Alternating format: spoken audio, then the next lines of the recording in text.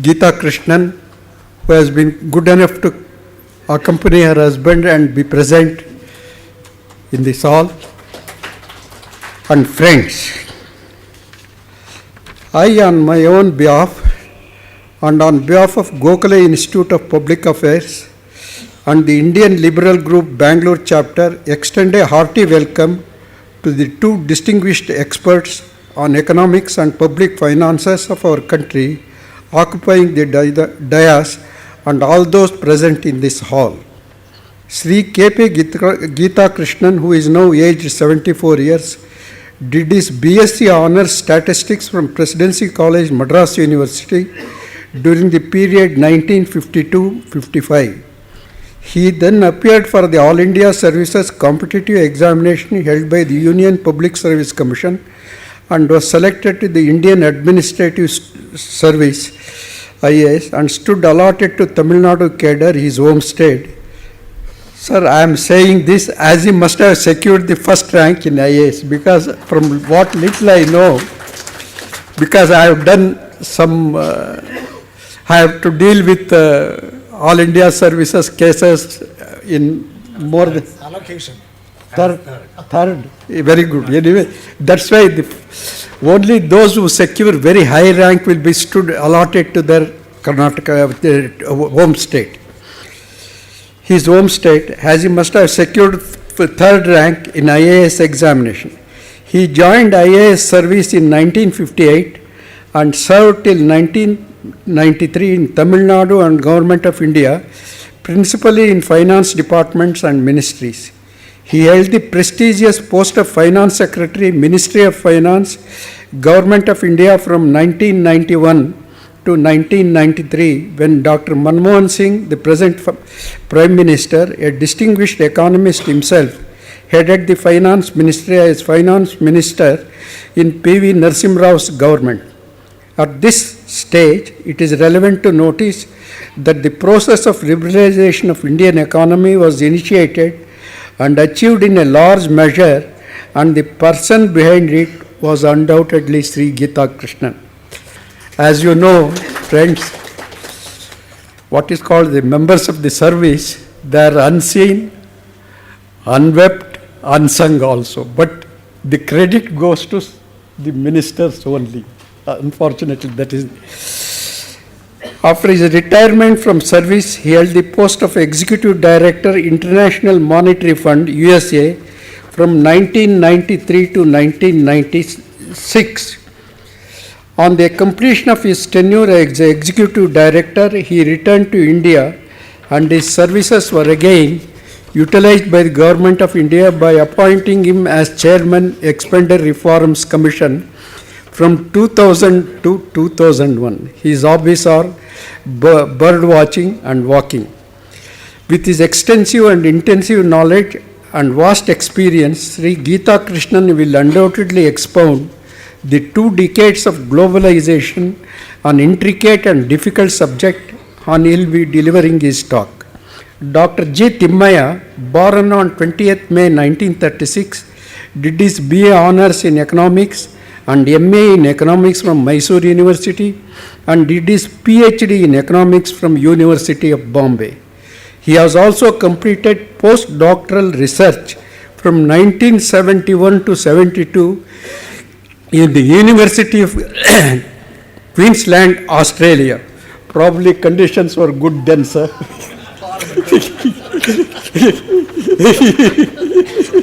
I am only saying 1971 to in the University of Queensland, Australia. With his vast learning and specialization in public finance, he had the distinction to be the Ford Foundation visiting scholar at Brookings Institution, Washington, and visiting scholar at Center for Research on Federal Financial Relations, Australian National University, Canberra. He has been associated with a number of research projects in India and abroad. From August 1984 to 1987, Dr. Timmaya headed the prestigious Institute for Social and Economic Change, Bengaluru, as its director. From August 1996 to March 1998, Dr. Timmaiah was a member of the National Planning Commission, Government of India. He has also been associated with a number of prestigious institutions and research organizations in India and abroad.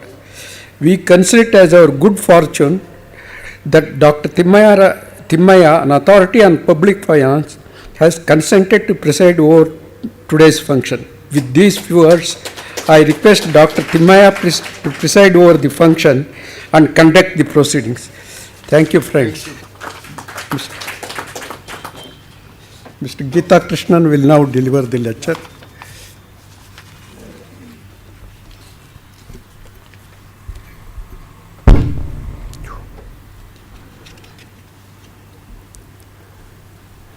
Chairman of the Indian Liberal Group, Bengaluru chapter, Justice Shri Puttaswamy, the Honorary Secretary of the Gokhale Institute of Public Administration, Shri Ramasamy, who could not be present here today because of ill health, and Dr.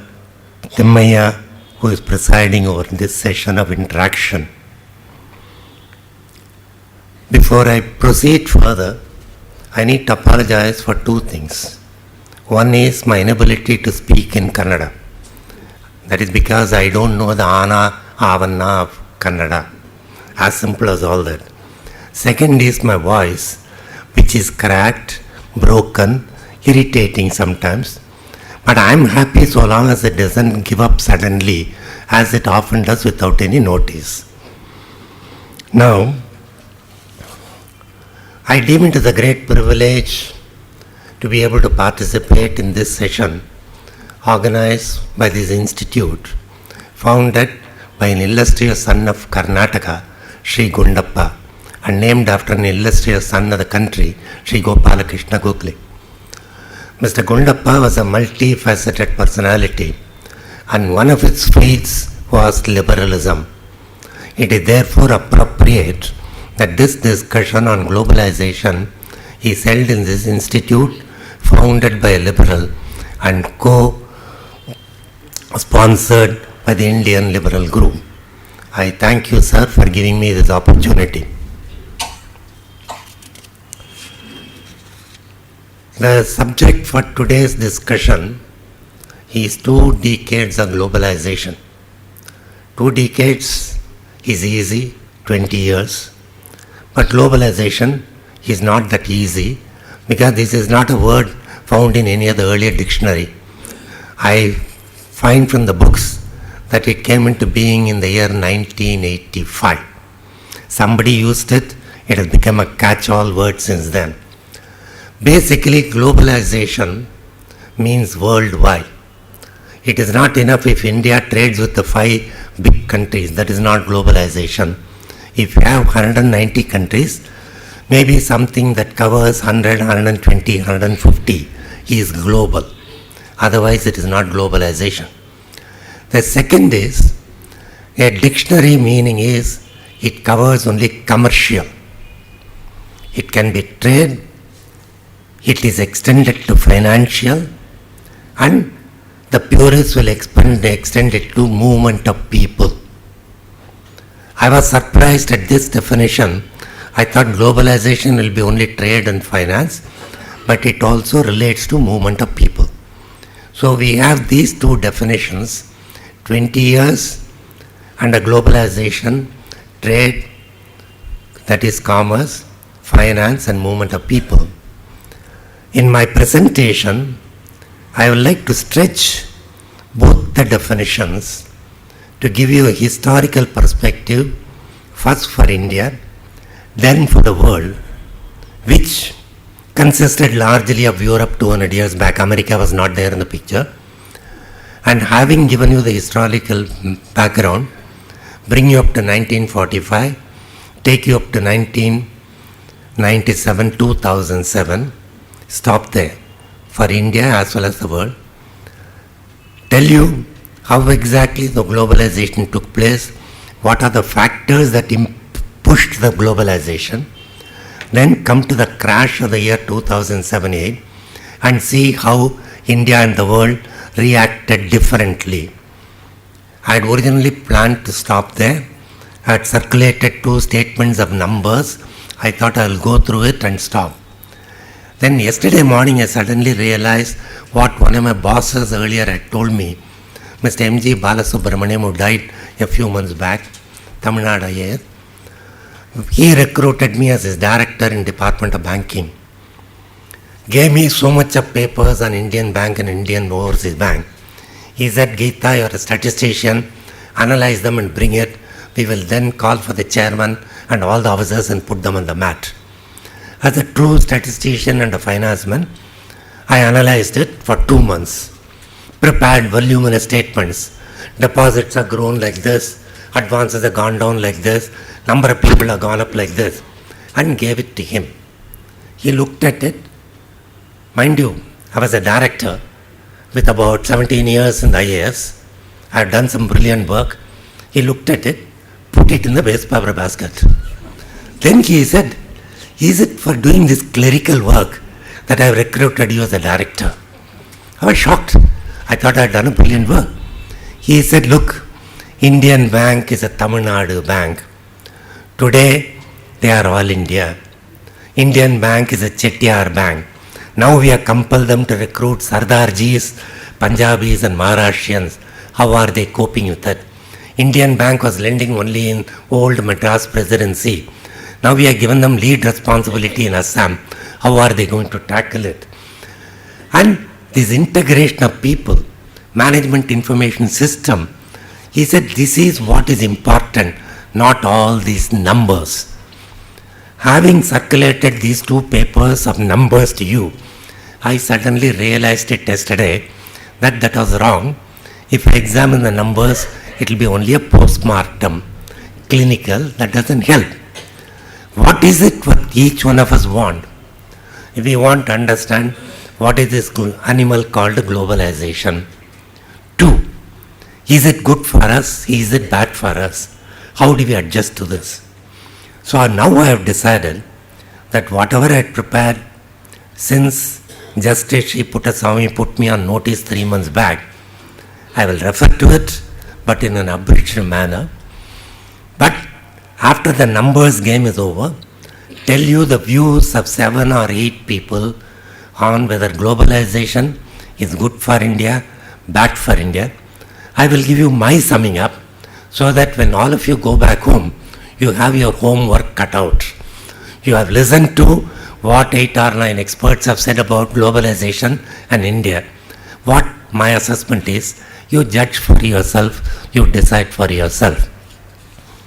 Now for the historical background, as I told you, I will stretch the 20 years a little bit. I will go back by 4,000 years. 4,000 years back, our old history book says, Aryans came from the northwest, beat up all the black small Indians and imposed their culture. The later history book says, Aryans came, they never captured anybody or beat up anybody. They were small in number. They had some technological innovations. So the existing people and they managed to live together well, happily, and that led to development. I have also read a couple of books saying no, Aryans started from India, from the middle Himalayas and went northwest. I am not interested in whether Aryans came from outside India or they went from here to outside. But the fact is, 4,000 years back, there was a mingling of people between India, in the North India, in Afghanistan, in Iran, in Caucasus, in Iraq. And this was the world then. Because other than this, the world was Egypt and Jerusalem. So virtually when you talk of the mingling of these people, one definition is fulfilled. It was worldwide. It was a mingling of people. There was civilization, culture, language, and they gave thought to their religion and developed. And it also resulted in considerable trade, back and forth flow. And I discovered after reading some books, I must thank you, sir, for this opportunity, because thanks to your invitation, I managed to read a large number of books. That book says, India did not have horses. But the chariot wheel came from the Caucasus area. They could not have brought it over the Himalayas. They brought it in their mind. There are 2 pages of inscriptions in North Iran in Kikuli. The same 2 pages are there in our Rig Veda. So if you want to talk about intellectual property rights, it was there. You want to talk about trade, it was there. And trade and IPR and financial flows were part of a much larger exchange, movement of people, civilization and cultures. You proceed further. Muhammad Ghazni invaded Somnath temple 17 times. We use the word that he looted, but I am still referring to it because I'll come to it later. Then came the time of the Pallavas and the Cholas. Cholas from Tanjavur went and constructed temples in Cambodia, in Indonesia. In fact, you can't come across a more grander temple in India than what you have in Angkor Wat. You can't have that many temple complexes in a small area in India than in Angkor Wat. To construct all that, people must have gone in large numbers from South India to those places. There is movement of people, trade, financial flows, and again cultures. India was known for spices. Rome had imported pearls from India 2000 years back. And I came across a little known fact. The Dhaka muslin was bought by the Egyptians as a dress for their queens and also for wrapping the mummies 3000 years back. So if you take us as a nation, go back in time, trade, movement of people was very much there. Then came the British. Here I'd like to quote Dr. Antoine. I will give you the full name correctly.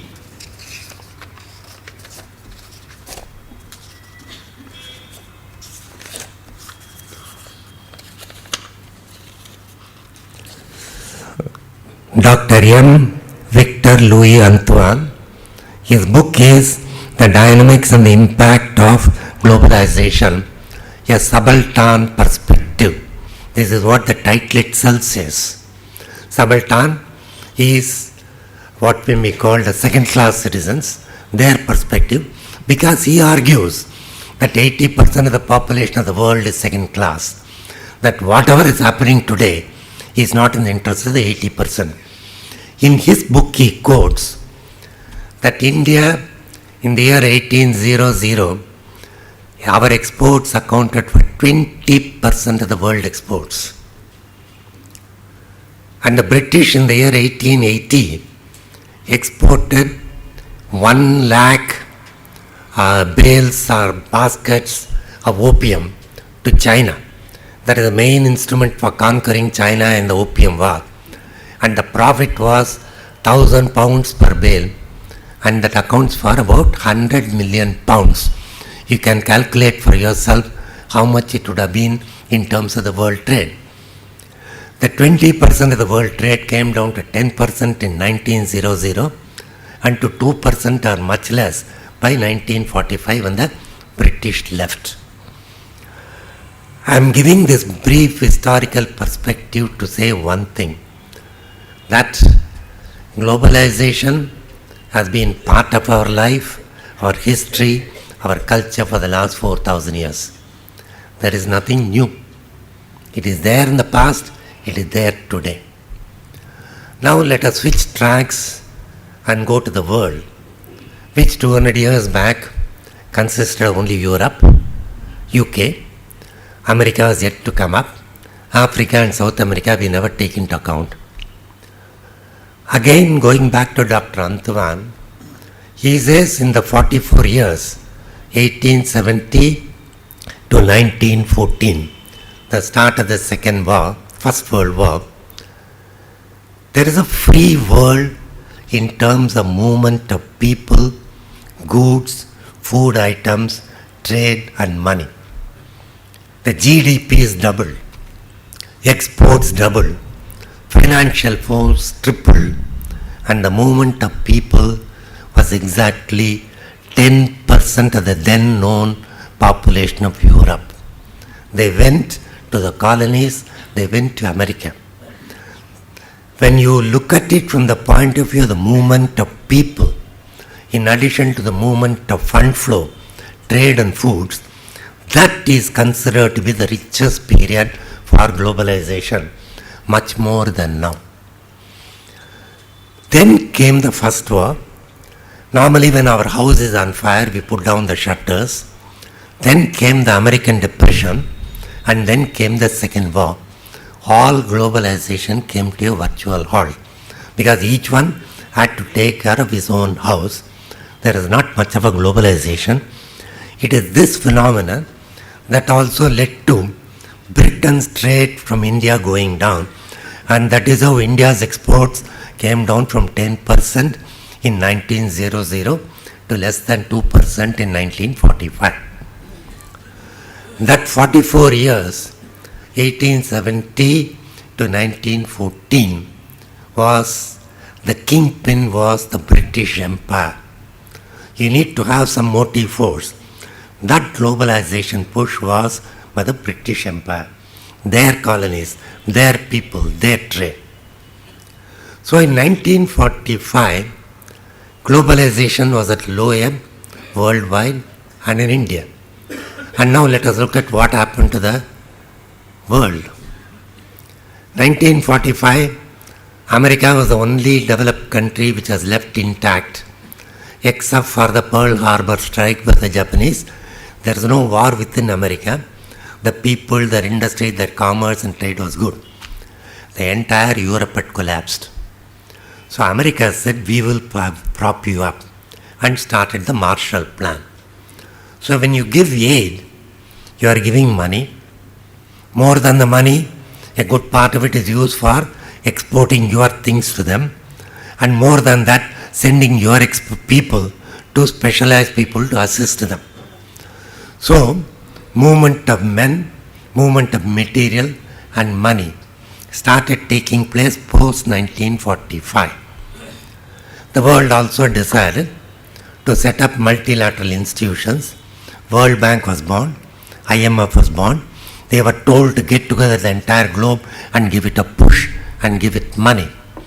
Steps were taken to get all the trade agreements together, and it ultimately culminated in the WTO being set up, I think, in the early 90s. Prior to that, we had other variations. So trade barriers being removed, you had the IMF, you had the World Bank, all these three institutions are in place. It became the American era when USSR collapsed, because it became unipolar, and just as UK Empire was a pushing force from 1870 to 1914, this became the era of American globalization. And it started from 1945. It was built on a series of well-calibrated steps. First was the Marshall Plan, World Bank, IMF, later WTO. And in between, Europe decided we will cooperate with each other, and they moved towards the European Union. They said we will not have borders, there will be free movement of people and goods. And what more? Suddenly you find that France and UK, which were at loggerheads for 1,000 years earlier, they built a cross-channel tunnel so as to facilitate movement of people and goods from England to the entire Europe. And within Europe, they started coordinating and cooperating with each other. And if you take, I think it is the Airbus that is being manufactured in Europe. If plane is manufactured in one country, body is in a second country, assembly is in the third, and their software in the fourth. They compete with each other and also cooperate and coordinate. This is a new sign for the globalization.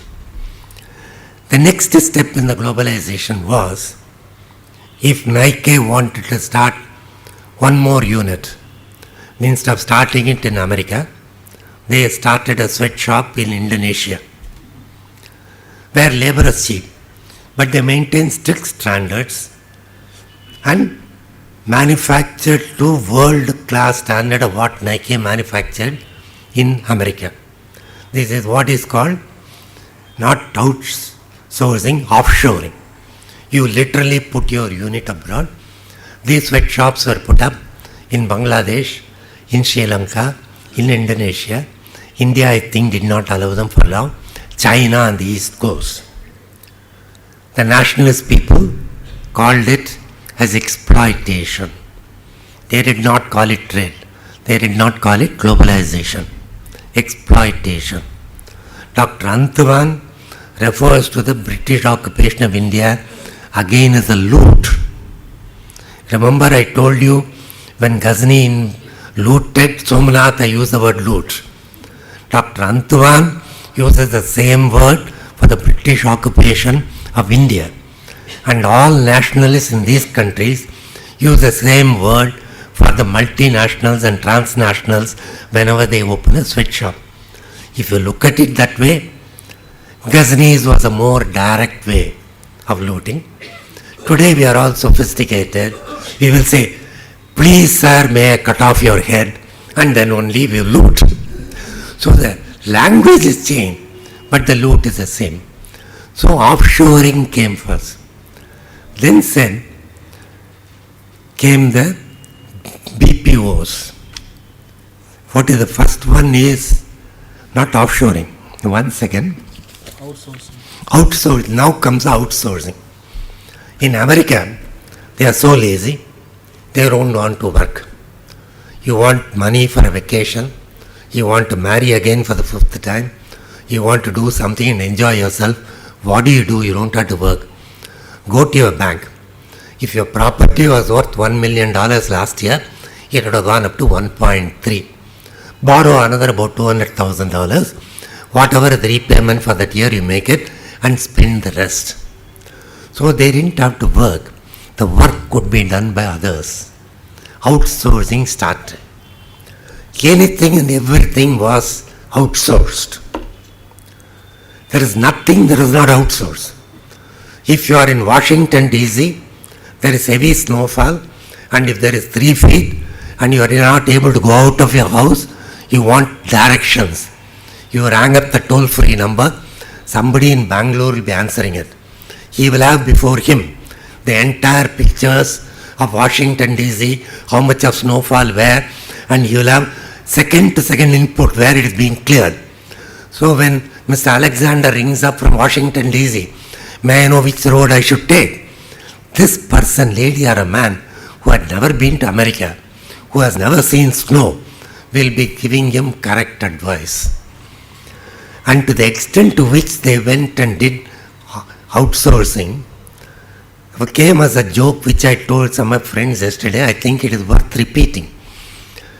Somebody was feeling depressed.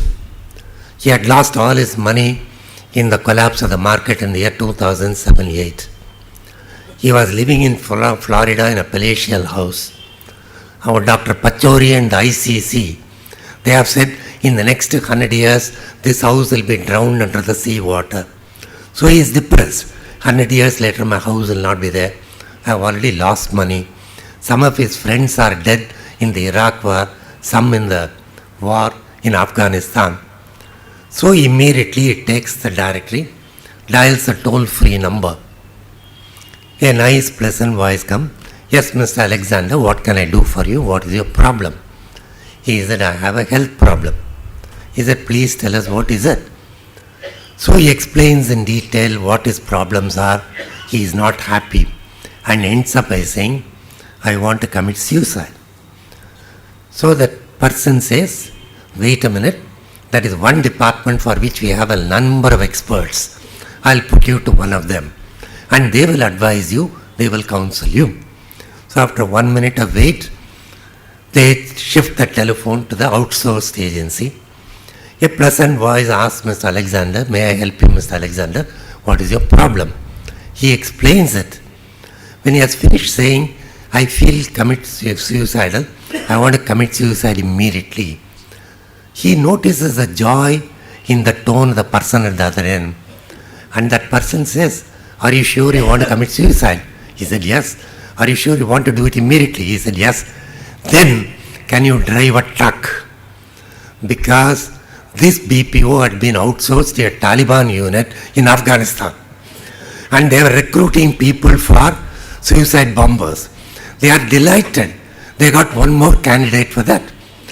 So they outsource anything and everything. And their supply chain is the next. This came about because of the IT. First thing was communication physical. You can kill a buffalo or a cow and export the meat as fresh cut meat to Los Angeles within 12 hours. So that America cannot impose 30% duty. Fresh cut is only 0%. Likewise, this computer network has done wonders.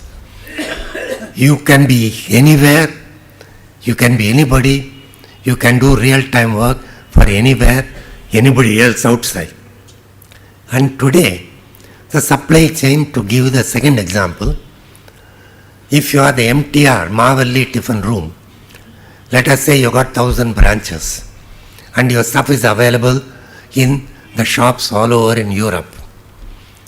This computer guy sitting maybe in Africa keeps track on a second-to-second basis of the stock of the various items of MTR in their 1,000 outlets. Second-to-second account of the sales of the same products all over Europe. And when anything is going short, they have a fleet of 100 planes. They move it. With the result, any product which is in demand anywhere, it is made available. It is what is called a supply chain, where you have not only a computer network, but you have 100 planes at your disposal. This is something that American Postal Service has started to do. I think it is called the UPS. I read an article. It says, Sony manufactures TV, you manufacture cameras. Something goes wrong. You want to repair it. You put it in a UPS cover and send it. The first destination where it goes, UPS has an arrangement with Sony to train UPS people in repairing so many products in 100 of their main areas. So the item goes to UPS and they open the package, they repair it, return it to you in 2 days. Whereas if it goes to Sony, it may take 15 days. And the blighter who uses it is still under the impression that it has gone all the way to Tokyo, got repaired by them and sent back. No, it is repaired by the UPS. Thomas Friedman has written a book called The World is Flat, recently published. He gives 20-25 items like this as to what has triggered the expansion of the global trade. I referred only to two: outsourcing, offshoring, and supply chain. If you are interested, it is very interestingly written. He says Columbus went from Portugal all the way looking for India. What does he do? He lands in America. He thinks he has landed in India and he calls his Indies. That was how it became West Indies. He says, I went to Bengaluru to see India. What do I see? I see America there. He says, when you go near Infosys, I have not done that, all buildings are the big brand names of major cities of America. And all people with this kind of a thali around their neck, they look like Americans, they speak like Americans, they eat like Americans. He says, I go all the way to Bengaluru, I discover America and Americans. Columbus went all the way to America and ultimately he went to discover India and he discovered America. This book is a very interesting book, but it ends up with advice for the Americans, not for us, as to how they should behave in a globalized way. Indians also under the British, we moved a large number of people as indentured labor. We sent people to Fiji, sent them to East Africa, sent them to West Indies. That movement of people is fulfilled in that also.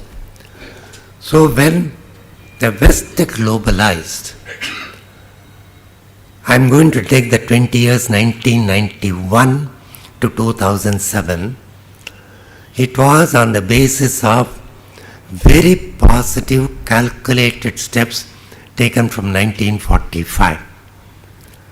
And in 1980, a major push was given by Margaret Thatcher in UK, who tried to dismantle the government and said less government, and by Ronald Reagan in America, who followed that footsteps in America. So the world was ready. Go to 91. Now kindly have a look at my second statement. Those numbers will tell you a story. Till 91, world growth was around 2.5. That was good enough for the world. But from 91 till 2007, it averaged between 4 and 5. Mind you, countries like America will collapse and die if the growth rate goes beyond 4.5, because they have everything. All infrastructure, all power projects.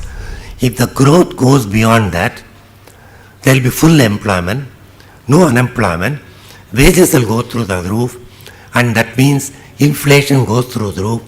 Federal Reserve will have to start increasing the interest rates to bring down what they call it cool down. So for the world, an average growth rate of around 5% is excellent. That is, it is a danger level. But what is more important in the statement is, if you look at the column of trade to GDP, in this trade, I have taken into account import and export together of goods and services. It is a silly, stupid thing to do, because when you total for all the countries, what is imported is what can be exported. They are identical figures except for some accounting differences. But when I have to compare with India, our exports are always much higher, our imports are much higher, because of our heavy dependence abroad for urea and oil. So for India, when I talk of trade, I have to add imports, exports and my services together. So for a world also, I have added imports and exports, goods and services. Kindly have a look at the numbers. The trade to GDP was less than or around 40% from 1976, the first year for which combined data is available, till 91. But look at it from 90 to 2000 to 2007, it has gone up to 60 plus. That world trade, movement of people, movement of services, movement of exports, this got a fillip in that 20-year period.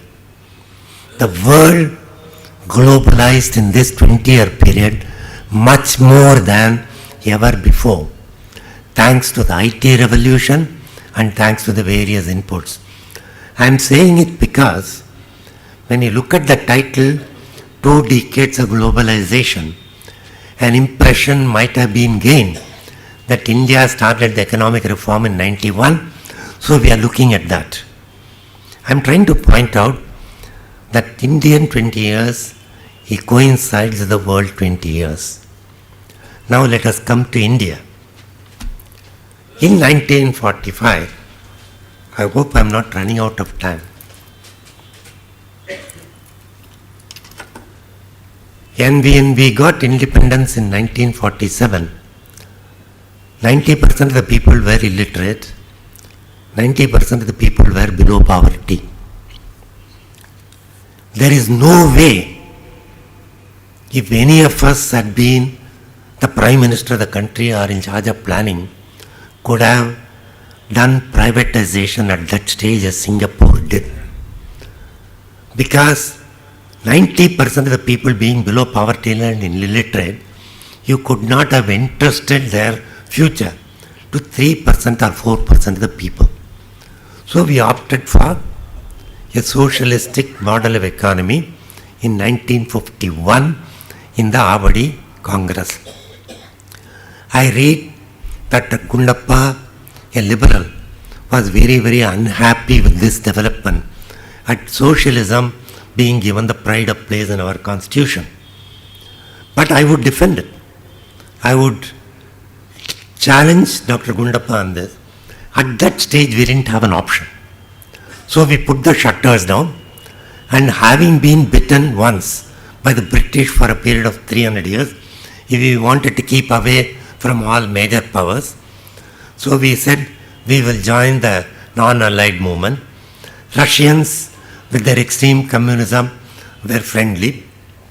So we opted for a socialistic model, and everything was government. What was in private? Agriculture at the grassroots level, cultivation was with the private sector. House construction was with the private sector. Trade, retail trade was with the private sector. But anything that was large in size, it was government. That is the philosophy of life. We lived with it. So the net result was, between 1947 and 1985, our growth rate was 3.5% per annum. It was what is called the Hindu growth rate. And since the population growth rate was over 2%, per capita income increased by 1%. In other words, a person had to live for 60 years to see doubling of the income. So our increase in income was around that. Our share of the world GDP was around 1.5, 1.75. We didn't count at all in the international scene. Our trade, again if you look at it, was around 13, 14, 15% of our GDP. And mind you, that Antoine's figure of 20% of the world GDP in the year 1800 was exports only. This 13, 14, 15 is exports, imports and services taken together. So if you take only exports, maybe it will be only about 5 or 6. So our trade to GDP was constant. Our trade to international trade, which is there in the second statement, from 1976 to 1991, if you take it, it was still very low. I think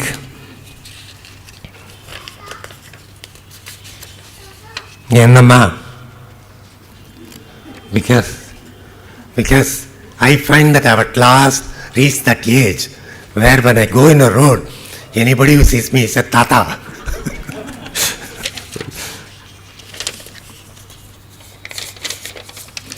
If you take India's trade to world trade, 0.55, 0.53 till 1990. So up to the point of our reform, we did not count in the world trade. Let us see what India did towards economic reforms or globalization. From 1945 we did one thing, brain power.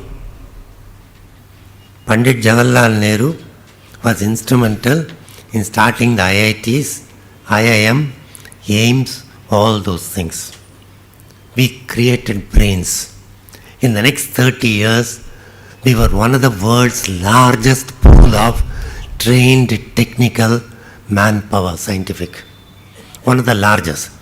Except that, they didn't have job opportunities here. They all migrated and we discovered the word brain drain. In 1969, when I went to Delhi in the Department of Statistics, one of my first assessments was to prepare a paper on brain drain. In other words, by 1969, we had created brains, and those brains were going out to America because we did not create opportunities for them. So the first thing that created then itself was the brains. The second creation came early 80. Sanjay Gandhi he wanted a toy car factory. Till then everything was only in the three public sector. Car factory, Maruti. Japanese was invited into the LCVs. So that cooperation, coordination with Japanese in industry, light industry. We had steel plants, heavy engineering corporation, thermal plants, etc. earlier in the public sector with assistance from Germany, England, Russia. But at a commercial level, first beginnings were 1980. Then the real opening in 1985, when Rajiv Gandhi became the Prime Minister. Sam Petroda was advisor. Jairam Ramesh, who is now the Minister in Environment, was his sidekick. They opened up the entertainment, electronics and telephone industry to the private sector. The year is 1985. 1985, I already put in 27 years in IAS. My salary was 2,000. But when this opening up came, those of you who are sufficiently old, either to have got these job opportunities in the private sector in 85-90, or who are children who got it, they got an opening salary of 3,000 to 5,000 for a new engineering graduate, new arts graduate or a new science graduate. I used to feel, what the hell? I put in 27 years, I am getting a take-home pay of 2,000. Here is a guy just passed out. That was the opening up that Rajiv Gandhi did. And the GDP jumped up from 3.5% per annum to 5% per annum. But that opening up was based on imported components, what is called the CKD and the SKD. Completely knocked down, semi-knocked down. Completely knocked down, at least you will have to do some work. If the TV comes to you in 100 pieces, you will have to. Semi-knocked down, they give you the shell separately, entire machine separately, put it in and put 4 screws, it is made in India. But that import went to meet only the domestic demand, it was not for export. With the result, our foreign exchange was never good. From 85 to 90 increased the imports. In 1989, we almost became bankrupt on the balance of payment side. We were not bankrupt domestically. Our economy was okay. Compared to another 150 countries of the world, we had a very good infrastructure in industry. Our food production was more than our demand. We were a good country domestic economy wise. But we are going bankrupt foreign exchange requirement wise. And one thing must be clearly understood.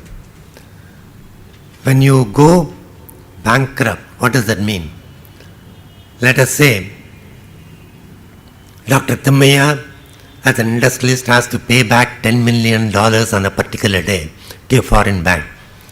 If he defaults, the exchange rate, which is only 15 rupees to your dollar, it can go up to 1,000 rupees to your dollar, because you get into the hands of the market.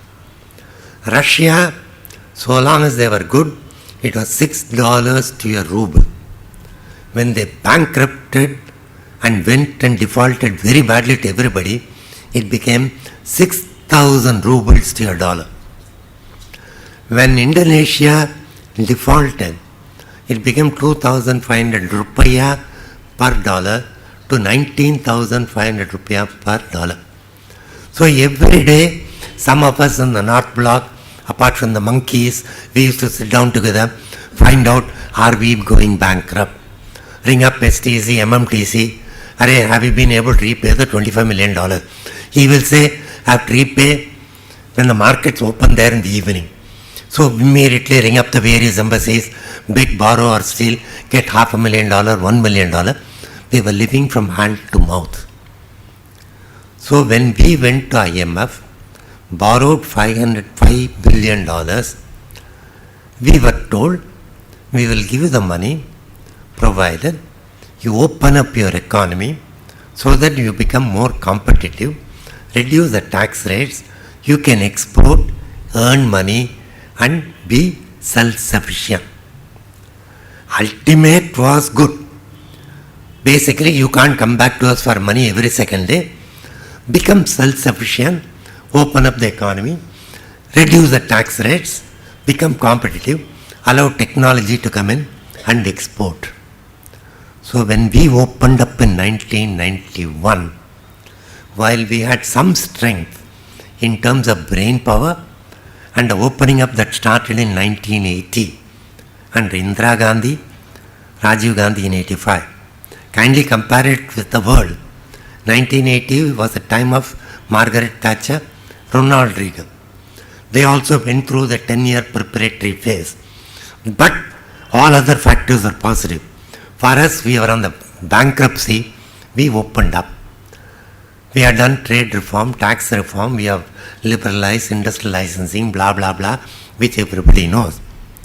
We have not looked back. Our growth rate has gone up to 5% in the 90s, 5 to 6, and about 6 to 7 in the 2007. But dramatic is our second statement figures about trade. Kindly look at it. Trade and GDP.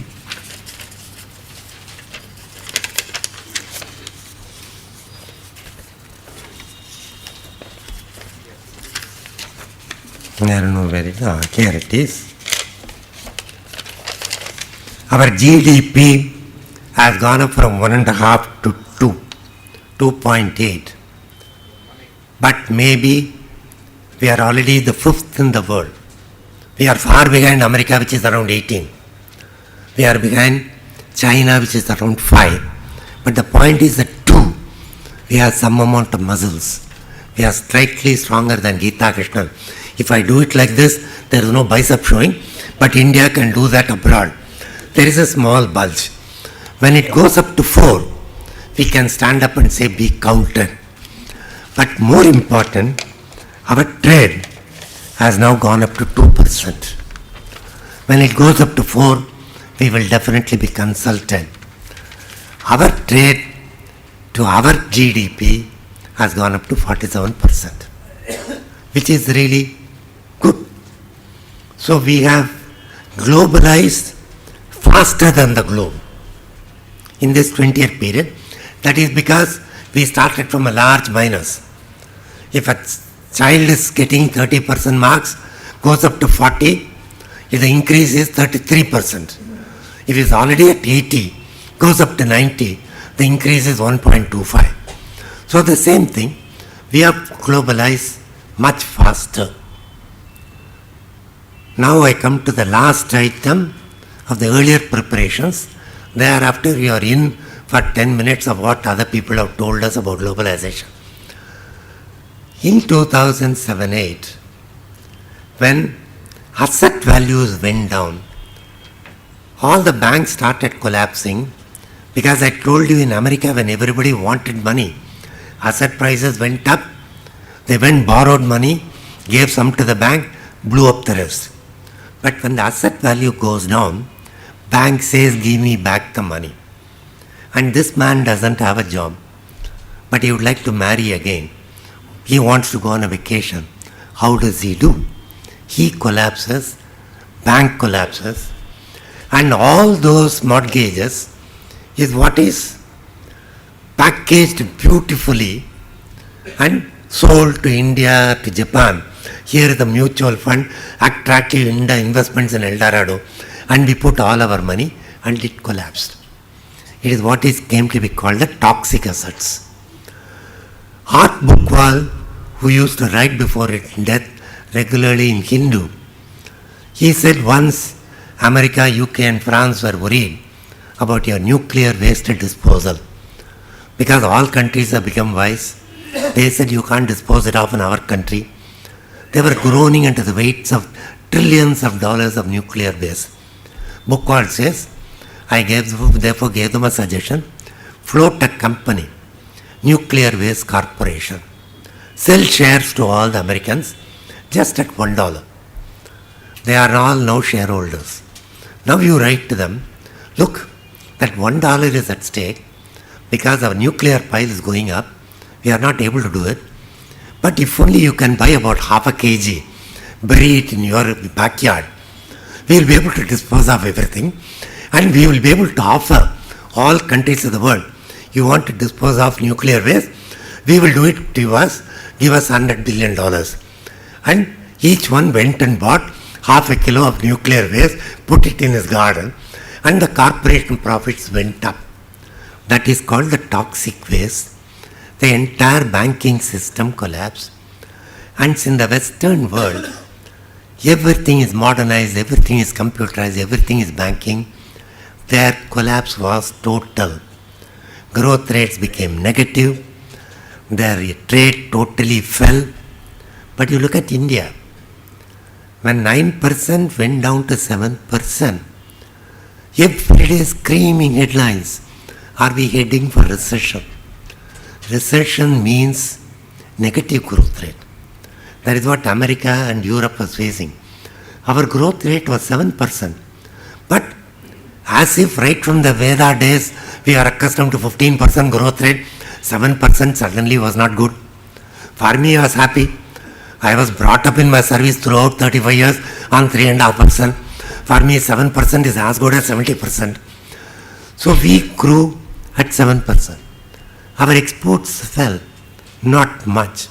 So we have been able to hold our head high in the last 2 years, like China.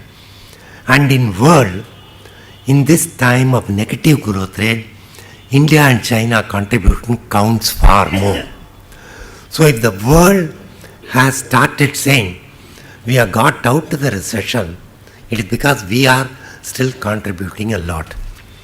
We held our head high only because our earlier protectionism, our earlier philosophy of a semi-closed economy, we were still not fully opened up. Financial sector, we were not integrated with the rest of the nations. When the rest of the world financial sector collapsed, we did not collapse. So if I am to stop here, I would only say our moral is globalize, be careful, don't integrate globally. But I will take 5 minutes to tell you what learned people have said, because it is not enough for you to go back home saying, thus spake Heetha Krishnan. You need to know what others have said. Please bear with me, I will summarize. Dr. Victor Louis Antoine, he is a professor at the Loyola Institute of Business Administration. Book is called The Dynamics and the Impact of Globalization, a Subaltern Perspective. He says, turn it upside down.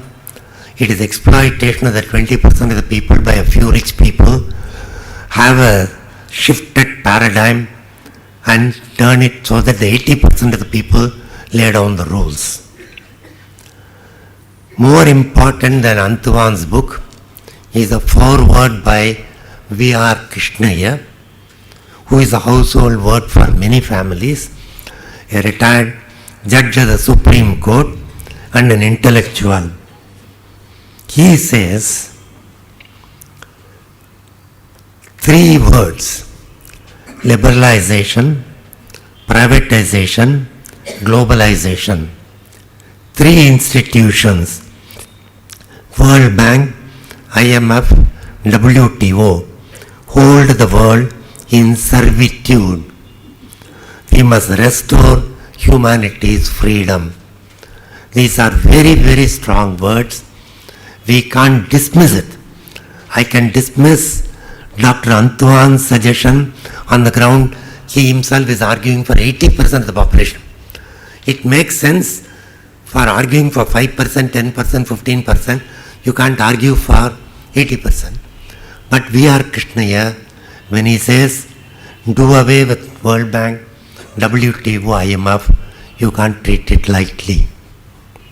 Then, Dr. T.K. Velayudham, retired advisor, Reserve Bank, principal of the Bankers Training College, Reserve Bank, and he was an advisor to several countries in this place, Africa. He has written a textbook on globalization for Vaishnava College. There he argues that 20% of the population of the world in the richest countries account for 60% of the GDP, 80% of the trade, 70% of foreign investment. They account for 86% of the GDP. There is 60% of the population in the middle category who account for 13% of the GDP. And there is a bottom people of 20% of the world who account for 1% of the GDP. He doesn't say globalization should be abandoned. He only says that the top people should take note of the sufferings of the bottom people and build it into their philosophies and policies. It is like going to a hungry lion, saying, look, I am also hungry, kindly feed me also when you eat. You know what happens. But this is his suggestion. But his suggestion, he doesn't talk about the middle countries, to which is where we belong. Then Dr. Bimal Jalan, Finance Secretary, Executive Director IMF, Governor Reserve Bank, presently member of the Rajya Sabha, he writes frequently, and on globalization, he says there are some who oppose, some who reject it. He said neither is correct. Globalization is a reality of life. Whether you like it or not, it is there. It is entering your house. So try to maximize your advantages, minimize the disadvantages. And he says you have some advantages, your brain power, IT. In those areas, try to maximize. This is Dr. Bimal Jalan's advice. You can't say no.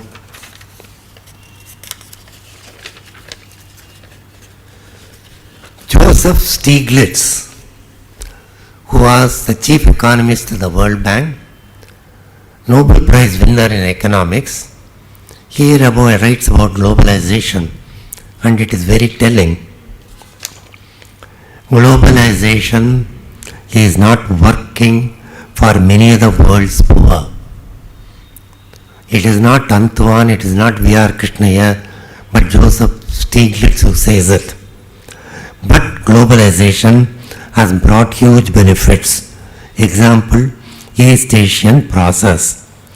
So the problem is not with globalization, but with the process. And he condemns WTO, IMF, World Bank. He says these institutions serve only the interests of the rich people. You need to restructure. This, and he rates a lot of it. He says many of the countries, it is the pace of globalization that is bad. Because a country like India has its institutions, has its traditions, has its values. To tell them, do it tomorrow, he said that pace is bad. I can give you one example. Right from 1991, IMF has been stipulating, you open up the capital account. Dr. Manmohan Singh used to argue, capital account opening up should be the end of the road reform. That is, I reform everything. It leads to opening up the capital account. I will not open it to reform. Supposing we had opened up the capital account, we would have been one of the first countries to collapse like Iceland did in the 2008. So Joseph Stiglitz says, countries have the traditions, institutions, let them change gradually so that their institutions and traditions adopt gradually.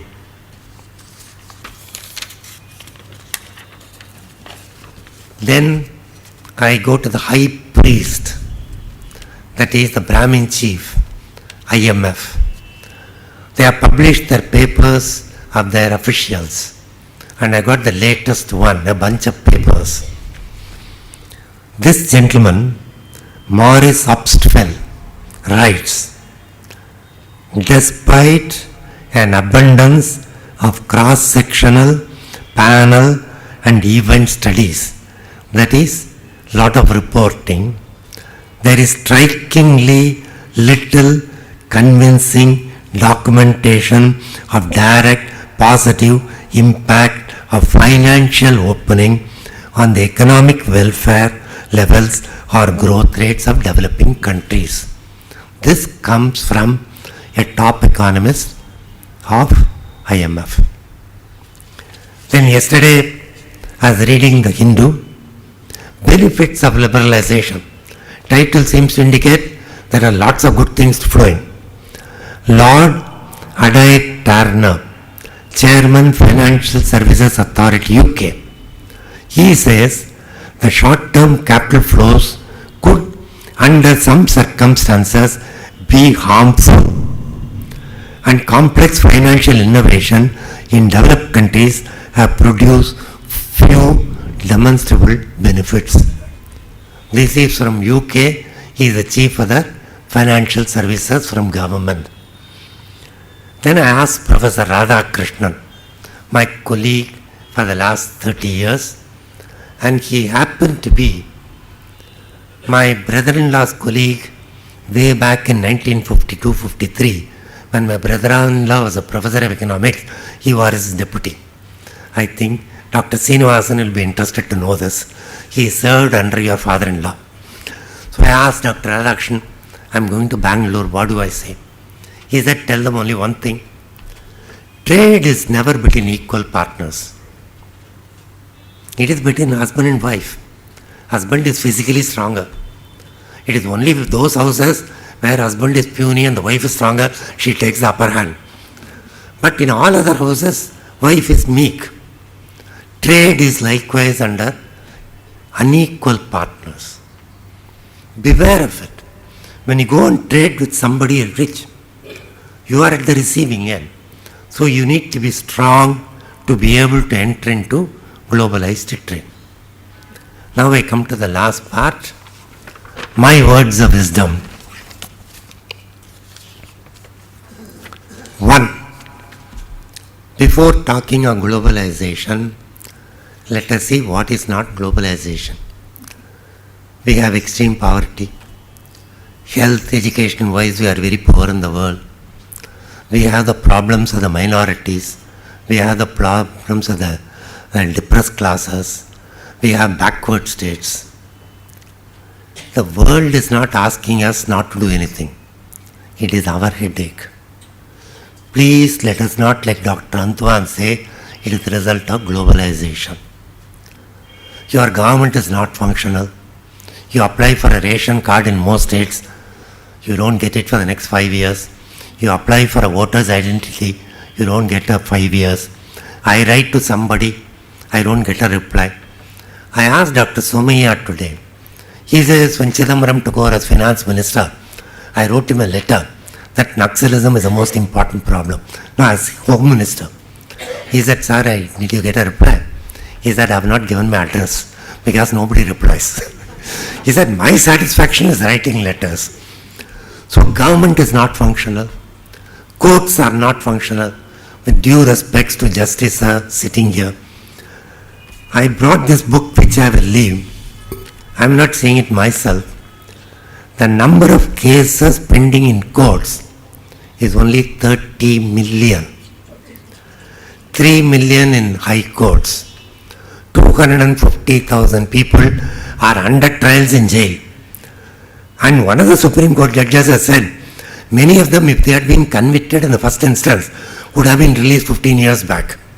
Because the offense was 6 months or 1 year of imprisonment. They have been under trials for 15 years. Our courts don't function. Our government doesn't function. Our police don't function. Global is not saying, don't set your house in order. It is our fault. So, I can list all these problems which are our own headaches, our problems. We need to address it so that we are stronger. In fact, for you to go and stand in the global market, you need to be strong. You need to have good governance. We are the highest in the corruption. We are one of the highest in poor health and education. And corruption is shallow. So, all these issues are domestic. Don't blame somebody else. Our population is exploding. No foreigner is responsible for our increase in population. We are. It is single-handedly, we have pushed it up to 1 billion plus. We need to reduce it. Again, not the fault of globalization. So my first point is, all our domestic problems, it is our domestic headache. We need to address it. We don't need any foreigners' help. We need to do it ourselves, set our house in order, give ourselves good governance. If you want to modernize, people will lose their jobs. We need to retrain them. That is not globalization. Second, coming to globalization, it has been there with us from Vedic age. It has been waxing and waning. It is nothing new. We have survived all that. And as Bimal Jalan and others say, it is the reality of life worldwide. We can't say no to it. So we can't close our doors, maximize the advantage, minimize the disadvantage. One area where you have to watch out, financial services.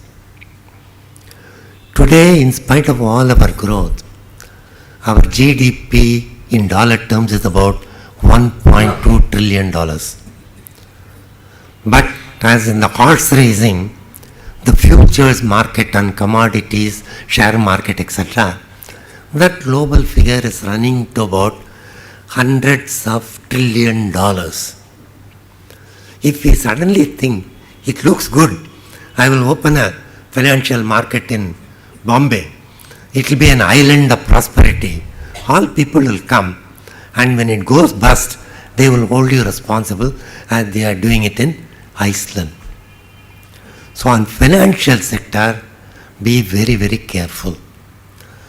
On agriculture, domestic security and international border security, there is no way you can collaborate with foreigners or globalize. These three securities, food security, domestic security and border security, we have to take care of ourselves. Today, our agriculture security is at risk. Our agriculture production is not going up. I can talk for 1 hour on how to go about it, but now is not the time. We need to address it. Naxalism has spread through 1/6 of the country. We cannot invite the Americans, please send all your F-16, take care of my Naxal problems. I need to do it. I have a problem with Pakistan. I need to take care. I have no friends in Bangladesh, in Bhutan, in Nepal, in Pakistan, in Sri Lanka. America is waiting to be invited as an arbitrator.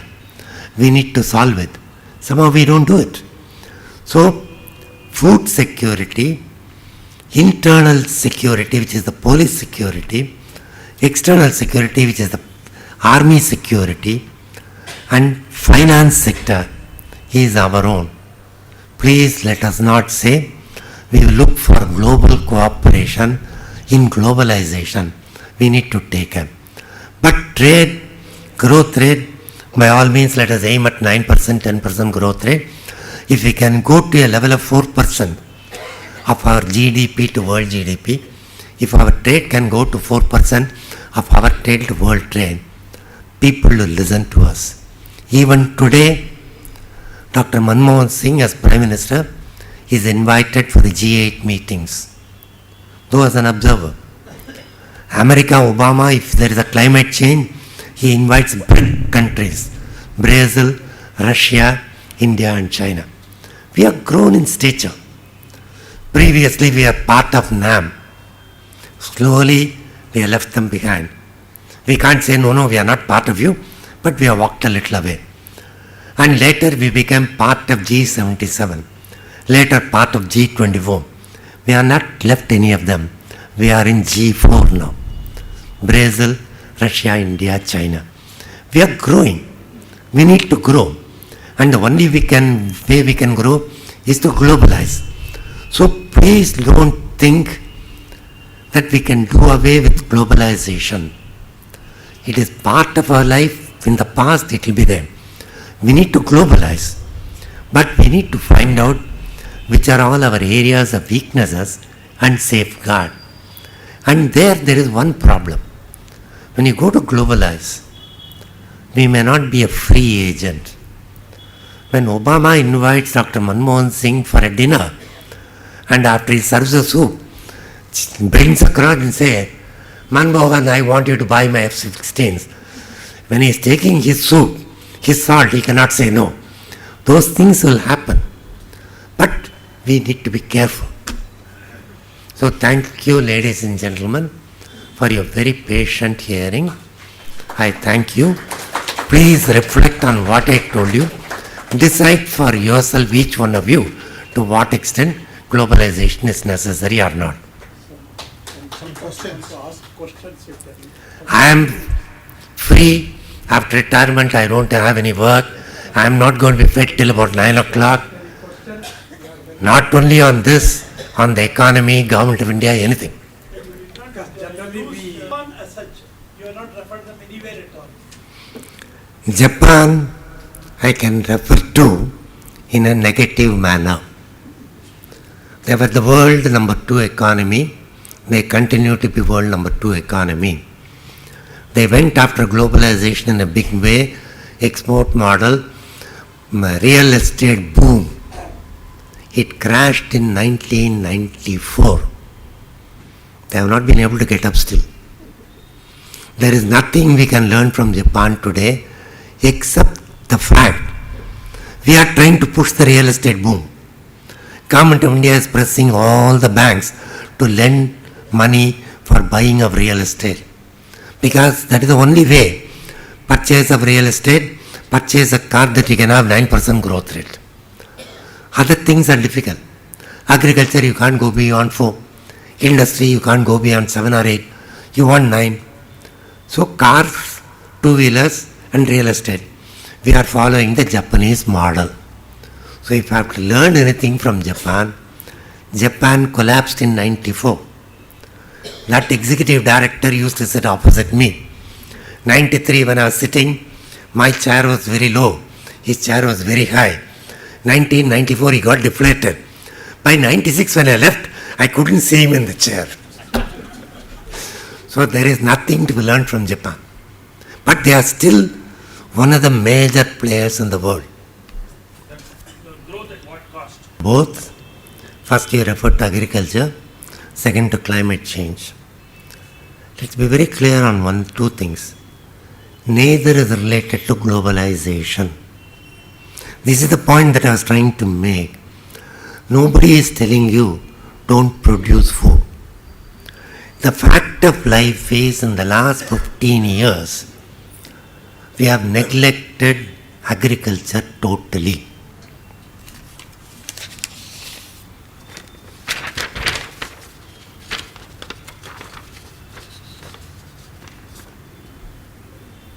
Our food production was 210 million tons in the year 1999-2000. Went up to 230 last year. Maybe it will not even be about 219 this year, because about 6 million hectares of land under rice is fallow, late monsoon. So if we take it for the last 10 years, our growth is around 10-15 million tons on a base of 200 million tons, which is 7.5% for 10 years, which is less than 1%. World is not saying don't grow more food. We have to grow. Our tragedy is, as we grow at 8% and 9%, more and more of land will go. Not for industry. I have a population of 1 billion now. Where do you accommodate them? I have a house. So I cannot say all the 300 million people who were brought into this world in the last 30 years should not have houses. Where do I live in Annanagar? 50 years back, it is one of the biggest marshlands of Chennai, which retained all the flood waters and gave it up slowly over the next 9 months. There are 75,000 houses there, all middle class. Within the next 30 years, without exception, we will encroach upon every wasteland of the country, destroying the biodiversity and occupying for what? Not for globalization, for my accommodation. You go through Bengaluru, wherever there is a stream running earlier to empty the water, you got huts. You had the worst floods in Kunur and Kotagiri. People died, landslides. Who suffered? People constructed huts all along the line. Can I say, don't live? Can I tell them, I have got a car for the last 30 years. You are only coming up in life now. Please don't buy a two-wheeler. It pollutes the road. Please don't buy a four-wheeler. I am not able to drive a car. I can't. Because I come up in life, I can't say the bottom 40% which is coming up in life cannot buy two-wheelers, cannot buy TV. It is this demand that is destroying your climate. It is this demand that is destroying your agriculture. Land prices are going up to 1 crore an acre. Within 30 kilometers of Madras or Bengaluru, cultivation is not worth it. Supposing you have ancestral land of 5 acres, 20 kilometers from Bengaluru, you work throughout the year, you will get 5,000 rupees net. If you sell, somebody is willing to offer you 10 crores, put it in the bank, you will get 10 lakhs. So agriculture is not profitable. Unfortunately, 85% of the small and marginal farmers who are away from these urban areas, their technology is poor. We are not able to reach out to them with the modern technology, inputs, finance and marketing. This is where Government of India has totally failed in the last 15 years, not globalization. We have Dr. Shenoy sitting here. We were totally deficient in oil seeds. He was appointed as secretary for oil seeds with Sam Petroda in a technology mission. Please invite him for a one-to-one talk or a talk. At the end of his 5 years, India was surplus in oil seeds. We didn't have to import. It is feasible. Only thing is you need to attend to it yourself. This is my complaint. Very conveniently, globalization. My food grains have gone down. Globalization, Himalayas are melting. No way. Himalayas melting, yes. If China puts emissions galore, for the next 15 years there will be no Himalayas. There I agree. It is not globalization. 4 countries, Brazil, Russia, China, America and Europe, are enough to destroy your Himalayas. What you can do, you will have to sort out. But please remember one thing, the 3.5% growth rate, the Hindu growth rate, per capita growth was 1%. Because even today, our population growth rate is around 2%. So if Pachori happily tells you, growth rate doesn't matter, it can be minus, please ask him who is going to feed you. It is because we had a 9% growth rate. Today you are able to have a rural employment guarantee scheme.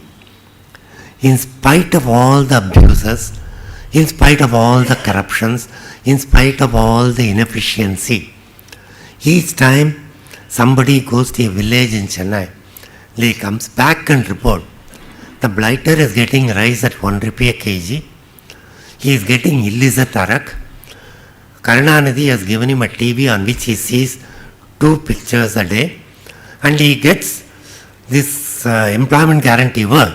It doesn't work, he puts his thumb impression that 80 rupees is shared. On 40 rupees, he lives like a king, he doesn't come for agriculture. He says your RLGS has ruined agriculture.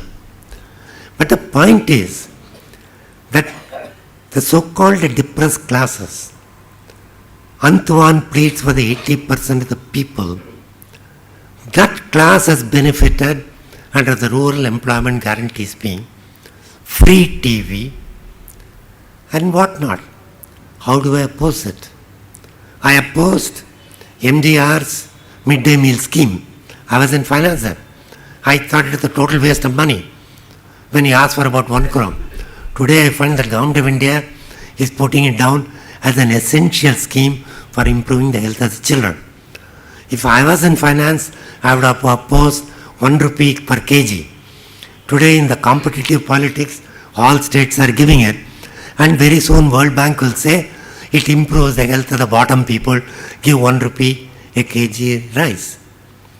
It is very difficult to draw the line where we have to set our house in order and what is globalization. Sir, so that will be Answer is simple. It has been an unequal world right from the time it was created. In our history of 4,000 years, if we can come across some period where we did wonderfully well, fine. The purchasing power disparity will be there. I'll be happy if Mukesh Ambani gets a salary of 10,000 crores, provided I can tax him and get at least 1,000 crores with which I address malnutrition. How have I been able to finance my rural employment guarantee scheme? When I suggested it to Mr. Vajpayee in 2000, he said, no, I don't have the money. Today you have the money. Remember the last person whom I quoted, Professor Radha Krishnan. It is an unequal world.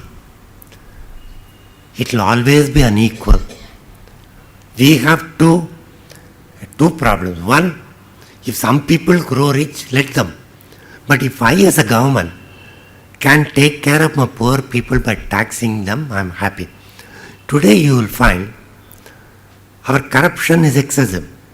But for that corruption, many of the schemes of the Government of India would have addressed the problems that you mentioned. Unfortunately, we are corrupt. So what do we do? Export all our politicians to Jamaica, export all our bureaucrats to Fiji, and import who? They are going to be worse than us. We are Indians. As Indians, we are not able to take care of ourselves. How do we reform Indians? Mr. Vittal, who will be talking to you on this 3 months later, will tell you, eliminate corruption, improve governance, milk and honey will flow down the streets of Bengaluru. He is going to tell you this. Questions over. Thank you all. Questions over. Thank Now I you. request Dr. Timmaya to preside over, deliver his Make a presidential speech. few comments. The president of this organization, Justice B.J. Putswamy, secretary, who is not here, Mr. Ramaswamy, and my friend Krishnamurthy may be sitting somewhere there, learned friends. Well, we have listened to a very illuminating talk about globalization and its processes also, and we understood in the course of the presentation the consequences, and at the end we also received good advice as to how to accept globalization, which in any case we cannot prevent. You can't build walls. Now, I must mention in this context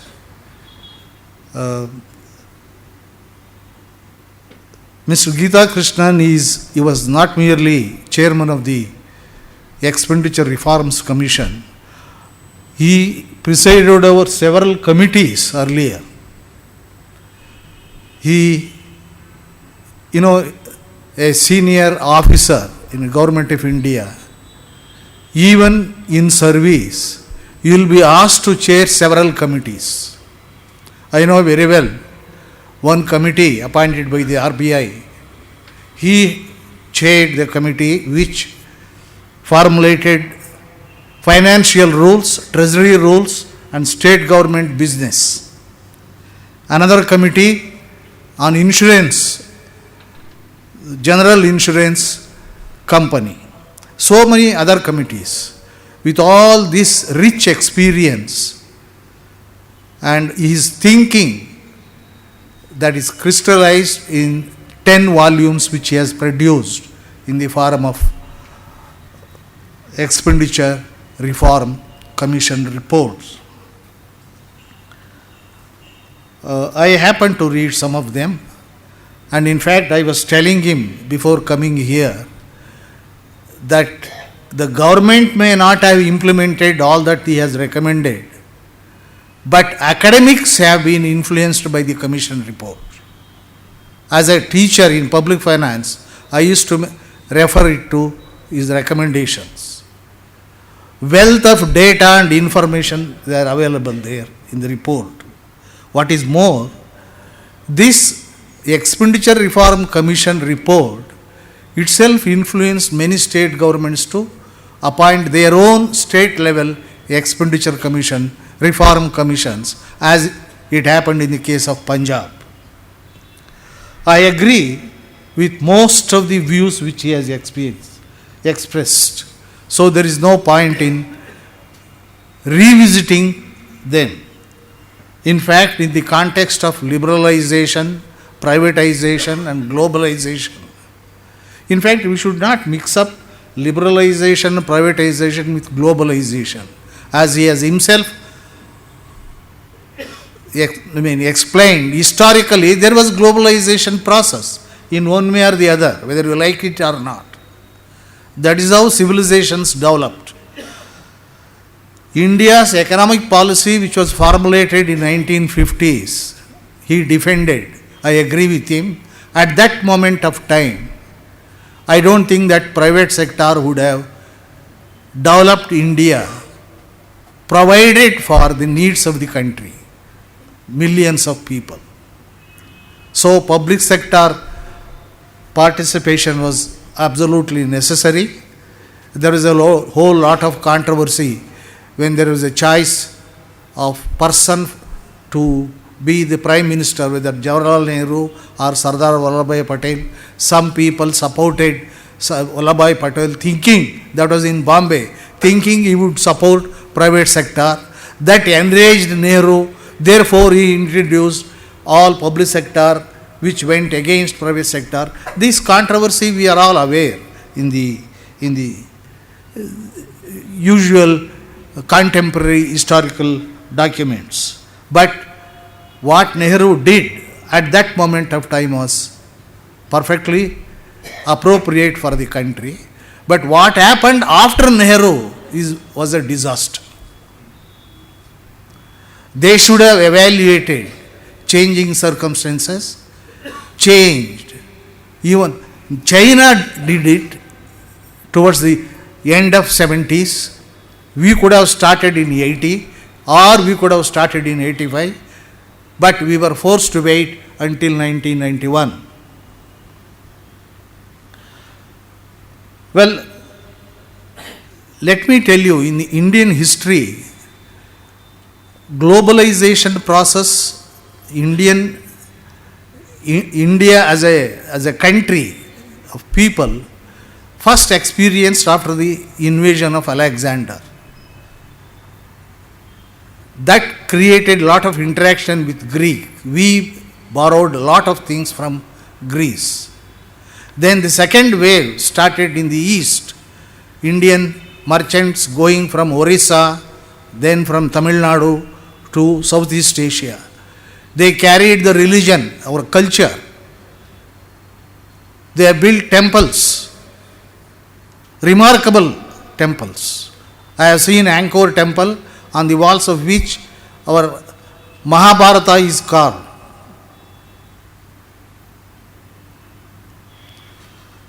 And also in Bali, Indonesia, I was surprised. There is no idol worship among Hindus. No idol worship. Which means we copied idol worship from the Greeks. Original Hinduism did not have idol worship. And they still have the four Varnas, and they still have Vedas. Then came the third wave, East India Company. It was that which changed the whole world, enslaved the country. Then the recent globalization, it is a rule-based globalization. WTO, if you don't want to be there, you can walk out. And if you want to be there, you have to follow certain rules. That is all. Protection is there, safeguard is there. And this globalization has helped in so many ways. In fact, Indian productivity, the productivity of Indian labor has improved enormously after liberalization, privatization and globalization. Of course, this globalization has also globalized the problems. That is also true. We can't say no. And I may mention here, this globalization of this 10 years or 15 years has rendered World Bank and IMF irrelevant.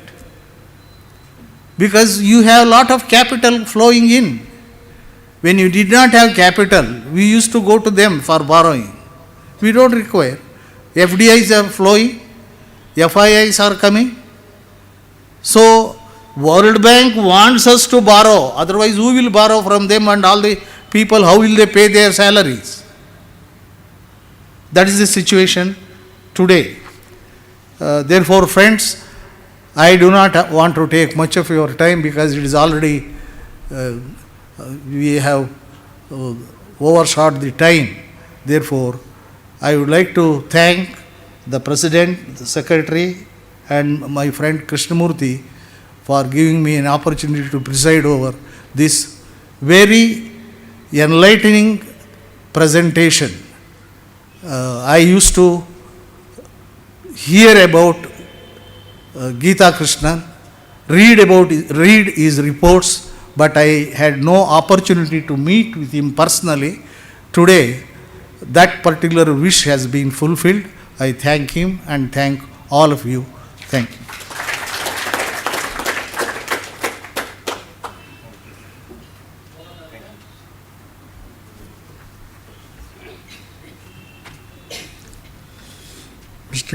Mr. K.P. Geetha Krishnan, Dr. G. Timmaya and my friends.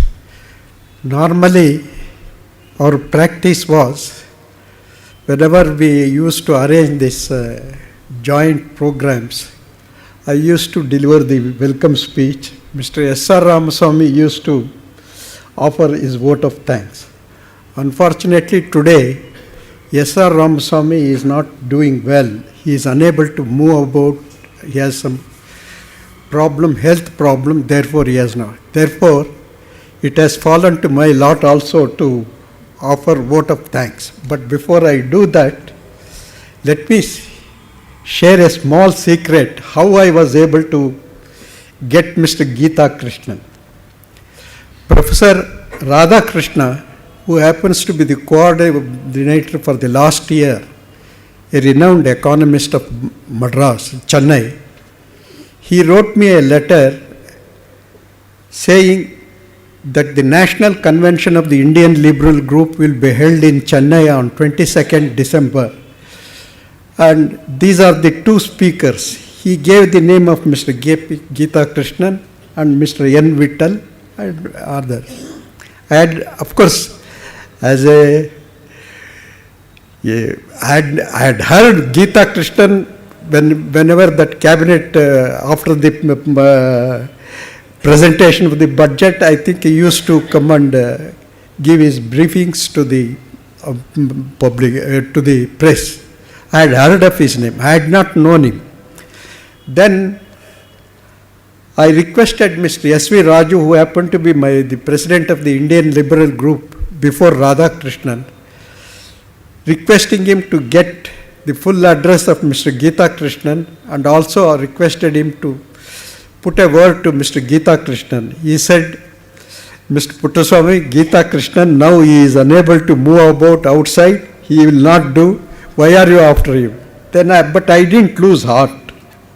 I have got then I again contacted Professor Krishnan. I got all the number, I spoke to him personally, then he was good enough. I sincerely thank Mr. Krishnan and Mrs.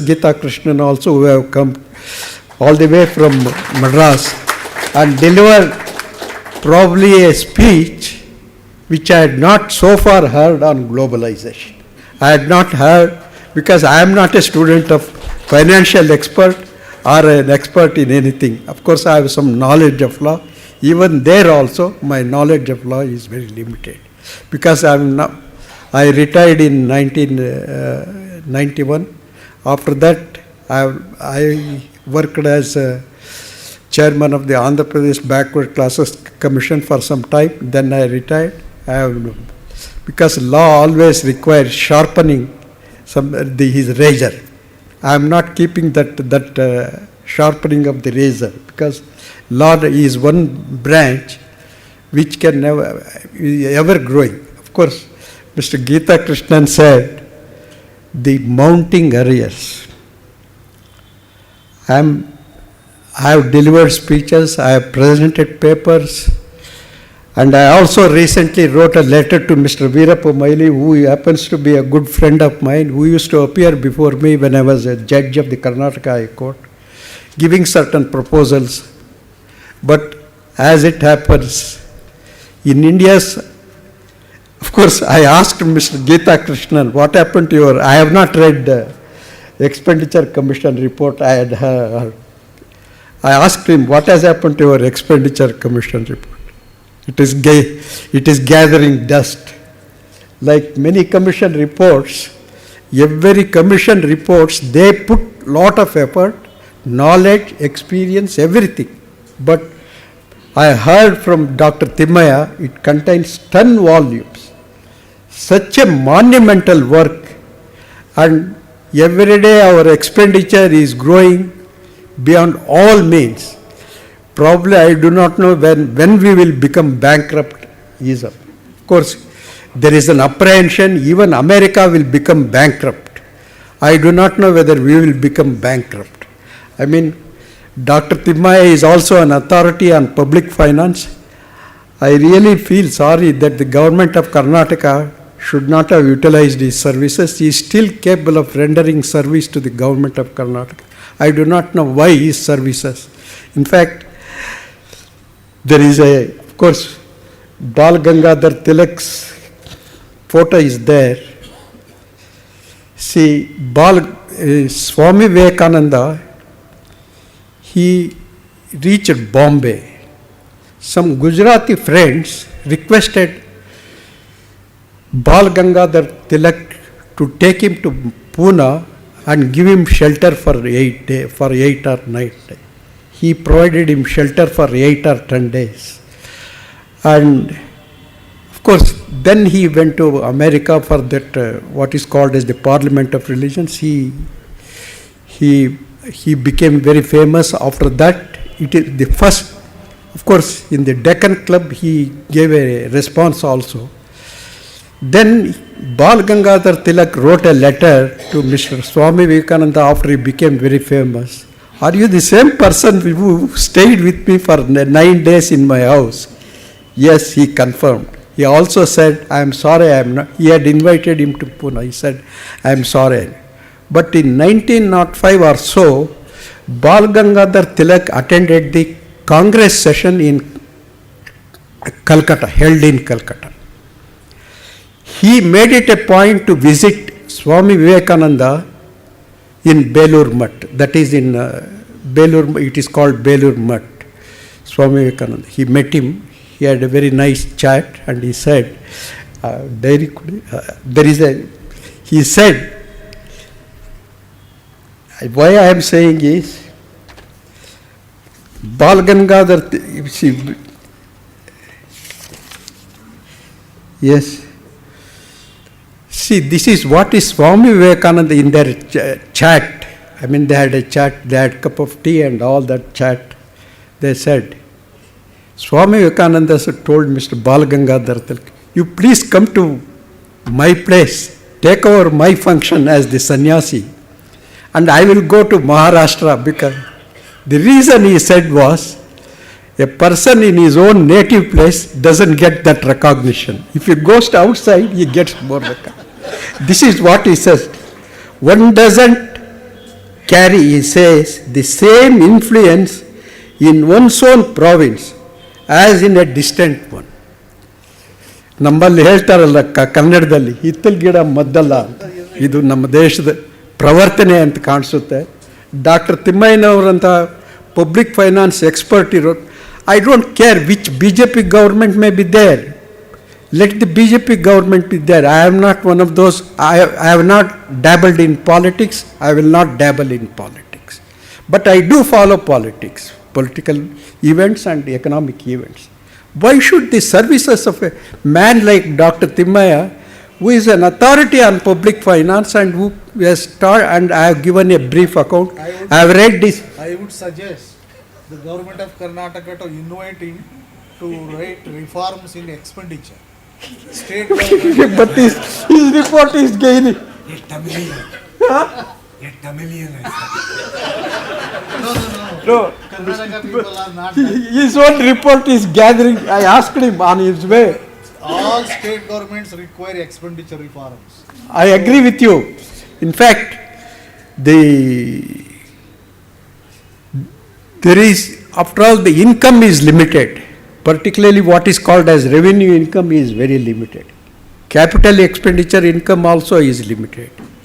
Ways and means budget is something that happens. But the way the governments are spending their money on subsidies, everything, what all, and inconceivable things, almost it makes me very sad when we are going to become bankrupt. But I do hope that we will survive. With the hope that has been given to us, we will certainly survive. India will not wither away from this country. India will certainly prosper. India will be a force to reckon. And in fact, Swami Vivekananda also had said very interesting thing about China in one of his, Mahendranath Goyal, he asked, he became a sannyasi of Swami Vivekananda. He asked him, then China was invaded by all the foreigners and including Japan also.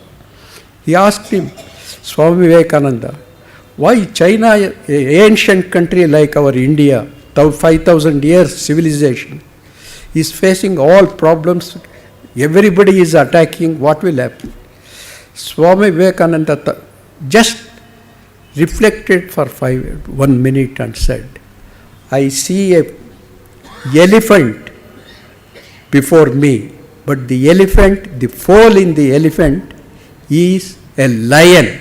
China one day will be a lion.